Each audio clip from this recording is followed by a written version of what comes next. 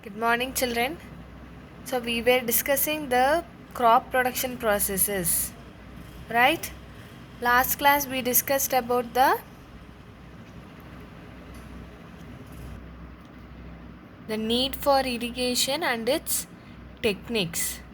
Yes, the traditional method of irrigation and the modern ways were discussed. So, next process in your crop production is protection from weeds. As I told you already, weeds means they are the unnecessary plants grown in the field along with your crop.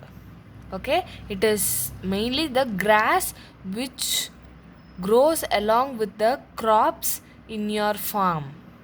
Okay, so how do I remove these weeds? What will happen if I don't remove these weeds?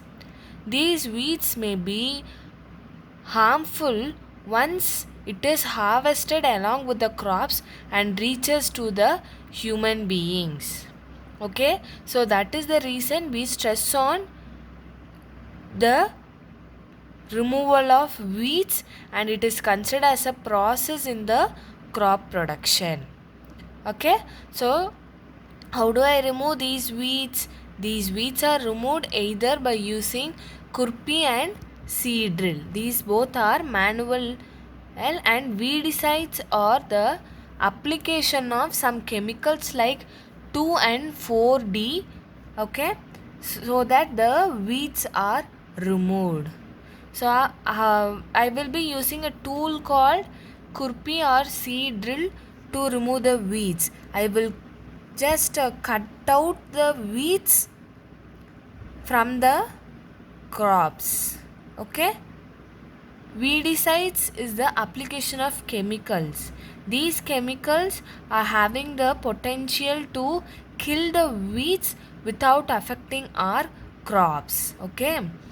So these weedicides are just sprayed in your field area. It is just sprayed by mixing with water to a certain extent so that it is not harmful to the crops which we grow in our farm. Okay. While applying these weedicides or while spraying these weedicides to the farm, the farmer should close his mouth and nose because they are hazardous to the farmer also. Okay. The next process is harvesting. Harvesting is nothing but the cutting of the crops after it is mature. So from the starting process, that is of preparing the soil, then sowing the seeds, then applying, the addition of your manures and fertilizers, then watering the crops. If all this is done well, then the last stage of your crop production will be harvesting. I would cut out the grown crops after a time period of 3 to 4 months. Normally the crops need 3 or 4 months for a proper growth. So how do I harvest my crops? Either manually or using machines.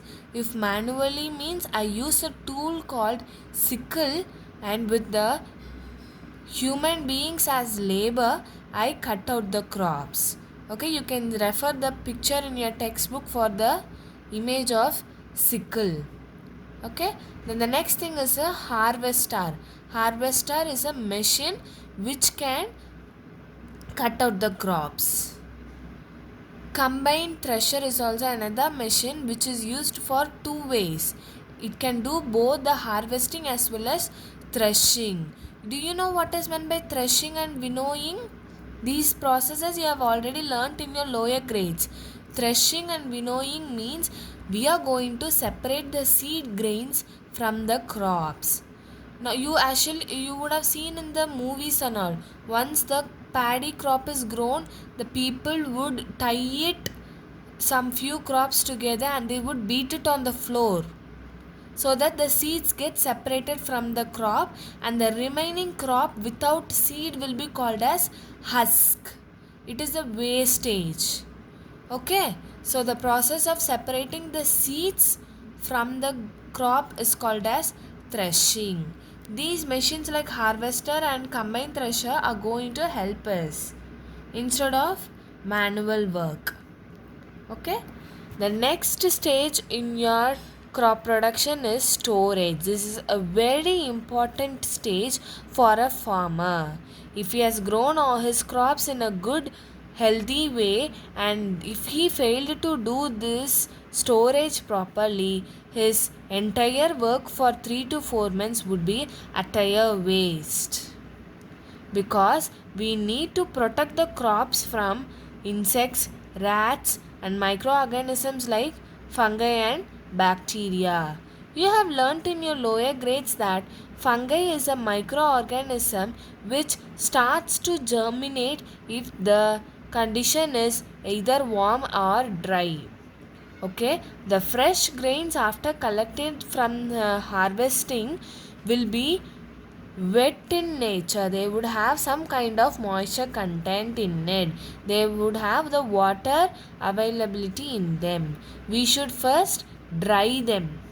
We would allow the grains to dry in the bright sunlight, and then collect the grains in either in jute bags or metallic bins if it is of small scale. Small scale means small amount of grains, like very small farmers having few area of land, they would use this method of storing it in jute bags and metallic bins. If it in case of a large scale, some industries and factories are involved, means they would store the grains in silos and granaries. Silos means large tanks where there would not be no like there would be no pest disturbance. Pest means these insects and rats disturbance will not be seen in silos. And granaries are the rooms which are all constructed for the grains to be stored in such a way they are protected from the rains and all these rodents. Rodents means your insects and rats which can destroy the grain.